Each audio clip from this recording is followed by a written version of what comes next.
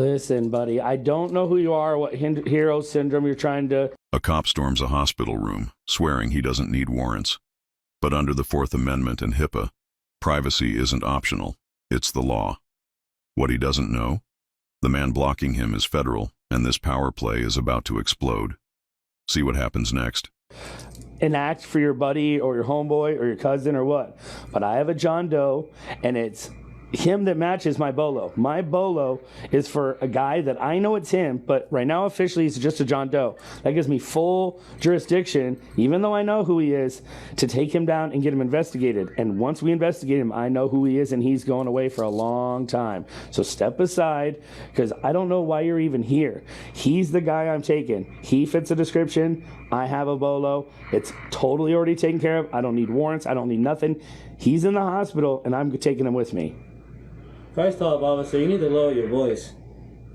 Second off, your presence needs to leave this room completely. This is not a fortress. You're not the dragon at the gate. I don't know who you are. I don't know if this is your homeboy or your cousin or what, but I have a John Doe that I'm looking for. I have a bolo. I know that it's actually him, but because it's a John Doe, you have nothing you can do to keep legally me from taking him downtown, investigating him, and proving that I know his real name. And I'm not going to say his real name because I know who he is, and he knows I know who he is. And he's been eluding me for a while. But it's over. Like, I have the bolo. It's all legally handled. And whoever you are, family, cousin, buddy, gangbanger, or whatever you are, standing here with your gunshot wound yourself, you were probably the accessory that we're also looking for, the third person. I don't know who you are or why you're stitched up, but you want to be the John Doe? I'll take you down and process you and then come back and get him when you're out of the way. So if you want to sit here and... A local police officer arrived at a crime scene expecting to take charge. The area was already secured.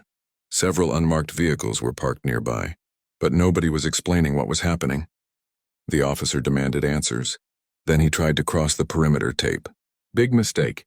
A man in plain clothes stepped in front of him and told him to stop. The officer wasn't happy. He insisted on entering, claiming he had every right to be there. The man calmly refused. The argument grew tense. Witnesses watched as the officer continued demanding access. Then the plainclothes man quietly showed a badge. FBI, undercover operations, official credentials. Real. Suddenly, everything changed. The officer learned the scene was part of an active federal investigation that had been running for months. One wrong move, one wrong question, one unauthorized person entering the area could have destroyed the entire case. The undercover agent wasn't trying to be difficult. He was protecting an operation. And the officer who thought he was about to take control found himself being escorted away from the scene instead, because sometimes the most important person at an investigation is the one nobody recognizes. End.